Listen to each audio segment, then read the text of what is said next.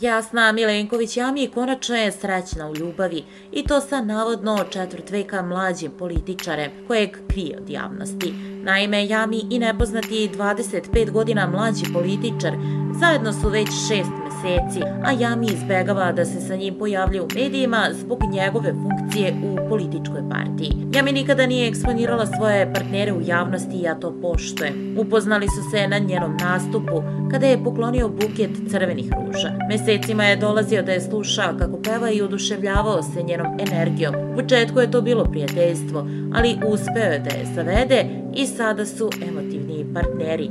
Otkrila je navodno bliska koleginica pevačice i dodala: on savršeno izgleda, završio je političke nauke i pretenduje da bude jedan od najuticajnijih političara kod nas. Naravno ne se da kažem u kojoj je stranci, jer će se u tom slučaju otkriti da sam ja to rekla.